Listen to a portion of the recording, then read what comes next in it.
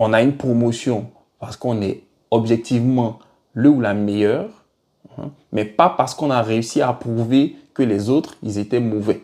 Voilà. Et oui, je dirais même que quand ce type de situation nous arrive, qu'on se fait mbappétiser. Le monde du travail, c'est 5 jours sur 7 pendant des décennies. Autant comprendre ce qui s'y passe vraiment. Alors, installez-vous avec nous pour 15 minutes d'échange franc, sans filtre, sur les réalités du quotidien pro. Prêt? C'est parti!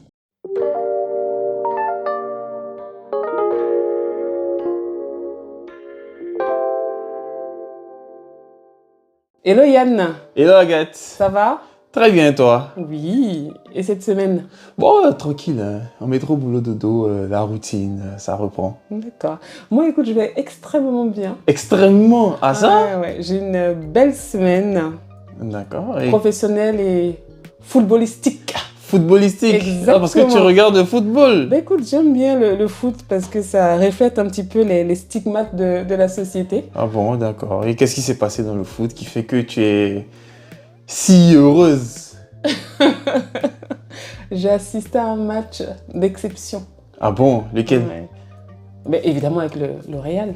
Ah, Real, ah là là. Donc, Pourquoi? Parce que toi, tu tu supportes qui? Barça. Ah non, on peut pas faire Ah là ça. là. Mais Quelle si, idée? Pourquoi cette mais idée? si. Mais c'est le meilleur club. Oh, à la C'est le Madrid, meilleur toujours. club. Mais non, Non, Madrid. non. Là, je crois qu'aujourd'hui, on va pas s'entendre. Hein. C'est pas Ah mais possible. on peut pas s'entendre, hein, ouais. Bah, là, le podcast, il est en danger. Hein, voilà, Barça, regarde. Non, non, c'est pas possible, ça, non. Non, seuls les vrais connaissent, t'inquiète pas. Mais justement, les vrais, ils savent que c'est le Barça. Bon, c'est vrai que je t'ai fait cette petite intro parce que moi, j'aime bien regarder le foot parce que, comme je te disais, ça reflète vraiment la société et notamment le cadre professionnel. Oui. Parce que j'ai fait un parallèle justement avec Mbappé. D'accord. Pourquoi je te parle de ça? Parce que Mbappé a rejoint le Real de Madrid il y a pas très longtemps. Avec, on va dire, un démarrage plutôt compliqué pour lui. Très mitigé. Voilà. En effet, ouais. Empreint de doute, alors que c'était vraiment la superstar. Et cette image-là m'a vraiment marquée parce que ça reflète complètement ce qu'on a en entreprise. C'est-à-dire que c'était le roi du pétrole, il avait tout gagné, c'était le candidat parfait. Ouais. Et le jour où il y a eu une petite faille, un doute, il s'est fait lâcher par tout le monde. Et quand c'est comme ça, si t'as pas un mental de gagnant, comme il a, j'en suis persuadée, mais tu t'en sors pas en fait. C'est vrai, c'est vrai. Dans ce genre de situation, là, si t'as pas le mental, t'as pas l'état d'esprit qu'il faut pour traverser ces turbulences-là, tu t'écroules et tu te relèves jamais, c'est vrai. Exactement. Et quand tu fais le parallèle, moi j'ai travaillé avec énormément de commerciaux, quand tu fais le parallèle par exemple avec un commercial qui a plein d'offres, qui a des clients qui signent, qui a des clients majeurs dans la société, à partir du moment où un de ces clients-là le lâche, ben, tu te rends compte que la plupart du temps, il commence un petit peu à être lâché également par la direction. Petit à petit, les collègues s'éloignent. Petit à petit, il commence à être le pestiféré. Et tu te retrouves seul face à tes objectifs que tu n'as pas atteints. Et c'est tellement violent que je me dis que si tu n'as pas la mentalité, le bagage nécessaire, mais tu t'écroules en fait.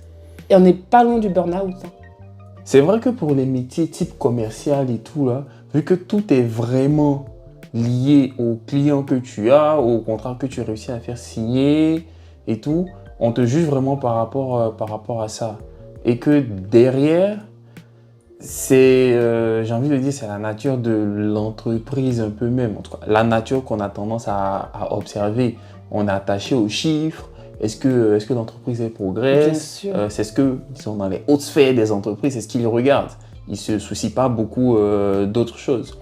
Et à côté de ça, vu que souvent, je pense qu'au niveau de ces postes-là, où souvent, tu sais, il y a beaucoup de primes, ce genre de choses, il y a plein de requins autour, quoi. Exact. Des gens qui te regardent un peu en chien de faïence parce que toi, tu réussis trop. Et donc, à la moindre faille, ils sont les premiers à alimenter les braises, à alimenter les flammes pour justement que tu descendes et que eux éventuellement puissent reprendre ta place. Donc bon, c'est vrai que ce type de cas de figure-là, se présente beaucoup, même si moi, j'ai jamais vécu ça de façon spécifique. Oui, Après, c'est peut-être parce que moi, je suis un technicien. Voilà. Mais ouais, j'ai déjà entendu des histoires comme ça dans les entreprises où et je suis passé. c'est très, très Surtout violent. dans les multinationales, en fait, les Exactement. très grandes boîtes, C'est c'est ça. là où j'entends souvent ce genre d'histoire. Ouais, ouais. Et c'est vrai que du jour au lendemain, tu te retrouves complètement, entre guillemets, abandonné Un peu par les isolé. autres, un peu isolé. Et cet isolement-là, il prend une place importante parce que j'ai l'impression que les gens ne veulent pas être associés à ton, entre guillemets, ton échec. Parce que pour moi, il n'y a pas d'échec, mais en tout cas, à la perte de l'affaire. Et donc, on préfère vraiment te laisser un boulevard solitaire. Oui, en fait, je pense que souvent, les gens, pas tout le monde, mais quand même pas mal de personnes, ils veulent être là où ça marche.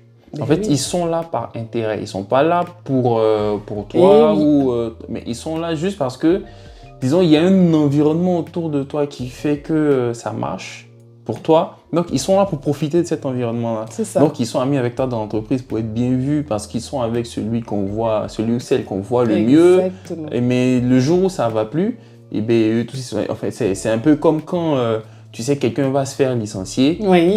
Tu te rends compte que plus personne ne parle Exactement, c'est à la vrai. personne dans l'entreprise. Tu vois. Les gens s'éloignent un peu, on t'évite un peu comme si tu avais une maladie contagieuse. Voilà. C'est ça. Et je pense que c'est un peu la même chose. C'est parce Ouais. que beaucoup de personnes, malheureusement, sont là essentiellement par intérêt. Oui. En fait, c'est propre à l'entreprise parce qu'au début, tu arrives en étant pleine de bonne volonté, mais quand tu te rends compte qu'il y a ces vices-là au sein de l'entreprise, finalement, tu t'adaptes également et tu te mets une carapace pour éviter que justement tes failles soient dévoilées. Ouais, c'est vrai. Mais je pense aussi qu'il y a des gens qui sont comme ça de base. Ils sont quoi. mauvais. Voilà, quoi. Je pense qu'il y a des gens qui sont comme ça, quoi. On va pas jeter l'opprobre sur les personnes, disons, carriéristes. Oui. Ils ont raison, tout le monde veut avoir une Mais belle est-ce que carrière et c'est une tout. bonne réflexion. Est-ce que tu es obligé d'écraser pour réussir? Justement, c'est ce que j'allais dire. C'est qu'on peut être carriériste sans vouloir nécessairement marcher sur les autres. Bien sûr. Enfin, pour moi, ça a du sens d'être carriériste lorsqu'on essaie de faire valoir ses qualités. Voilà, mais on n'essaie pas de dire que les autres sont mauvais. On a une promotion parce qu'on est objectivement le ou la meilleure, hein, mais pas parce qu'on a réussi à prouver que les autres, ils étaient mauvais. Voilà. Et oui. Pour moi, c'est comme ça que ça devrait se passer. Mais bon, on sait tous que c'est pas tout le temps comme ça que ça se passe. C'est clair. Et moi, je dirais même que quand ce type de situation nous arrive, maintenant, je garderai un réflexe, en tout cas en mémoire, qu'on se fait Mbappétiser. Mbappétiser, c'est bien envoyé ça. Je sais pas s'il serait fan de ça si jamais il entendait ce podcast, mais bon, c'est bien envoyé parce que, ouais, clairement, quand on fait le parallèle avec ce qu'il a vécu. Moi, c'était flagrant pour moi. Tout le monde disait, ah oui, Mbappé, il faut le mettre sur le banc. Et Mbappé, il est nul, il fait plus ceci, il fait plus cela. Il est perdu. Le gars, il a mis 3 buts en finale de Dans Coupe la du tête, Monde. exactement. Il a quasiment fait gagner une première Coupe du Monde déjà. Mais bon, là, du jour au lendemain, parce qu'il performe moins et tout. Mais bon, là, c'est bien qu'il revienne sur le devant. Et je pense que la meilleure réponse, en fait, elle s'est passée sur le terrain. En fait, mais finalement. Oui. Et c'est pareil en entreprise, c'est-à-dire qu'il faut encaisser les coups. Il faut faire le dos rond. Et en fait, travailler pour montrer que les gens avaient tort, en fait. Il y a un autre point aussi, toujours dans le même parallèle, qui je pense, a de l'intérêt. C'est que Mbappé a bénéficié du soutien de son coach. Exact. Parce que dans toute cette turbulence-là, le coach l'a toujours mis sur le terrain. Même ça, quand il faisait des matchs vraiment mauvais, il était toujours sur le terrain. Il a eu le soutien de son coach. Pour quelle raison? Est-ce que derrière, il y avait d'autres enjeux par rapport à la direction du match? Je ne sais pas. On va pas au-delà, mais il a bénéficié d'un environnement où il pouvait continuer de se battre, en fait. Voilà. Donc, ça, en faisant le parallèle avec le monde de l'entreprise, est-ce qu'on laisse tout le temps les gens sur le terrain après qu'ils aient commis une erreur plus ou moins grande? Est-ce qu'on leur donne l'opportunité de faire mieux? Exact. Voilà, d'apprendre de leurs erreurs et de faire mieux. Ça aussi, c'est un véritable point. Parce que si tu n'as pas l'opportunité de faire mieux, mais tu restes sur ton erreur et puis après c'est fini. Donc ça sous-entend là ce que tu dis, que la personne doit avoir le soutien de sa hiérarchie. Mais est-ce que dans l'échec, dans l'erreur, on a souvent le soutien de notre hiérarchie en entreprise? Pas tout le temps, mais je pense que c'est ce qu'il devrait. Tant que c'est pas une erreur grave. Oui, évidemment. Style, on a vendu les données de l'entreprise à quelqu'un d'autre. Ouais, voilà, ouais. tant que c'est pas ce type d'erreur-là, on peut s'être trompé sur un contrat qui a fait que voilà, on a perdu de l'argent, mais c'est pas une erreur, disons. Bon, c'est pas une faute de mauvaise foi. Exact. Voilà. Pour moi, dans ce cas de figure-là, il faut quand même avoir la capacité de redonner une chance à la personne. Donner l'opportunité à la personne d'apprendre de son erreur, faire mieux, parce que cette personne-là est peut-être en capacité de nous apporter encore plus tard. Mais est-ce qu'on a le temps en entreprise? On a le temps, hein. Les entreprises, les dates de péremption, c'est 100 ans.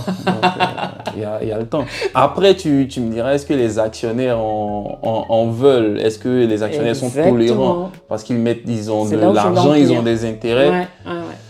Bon, c'est là où, pour moi, peut-être qu'il y a les limites un peu du capitalisme par rapport à la société humaine, quoi. Parce que, bon, faut pas oublier que dans l'entreprise, dans les sociétés, eh bien, ce sont des humains qui travaillent. Et clairement. Et à partir du moment où on est un être humain, on peut faire des erreurs.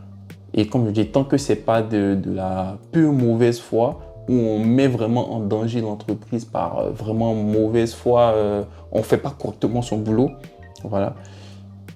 Faut avoir ce côté humain-là de se rappeler que les gens peuvent faire des erreurs, surtout si c'est la première fois. Permettre à la personne là d'apprendre de son erreur. S'il faut que la personne fasse des formations, que la personne en fasse, et laisser cette personne-là sur le terrain pour que cette personne puisse prouver qu'elle peut faire mieux. Et moi, j'irais même au-delà, c'est-à-dire de se rappeler également de ce qu'elle a apporté, cette personne-là. Exactement. Bon, je pense que c'est une belle conclusion qu'on a faite là.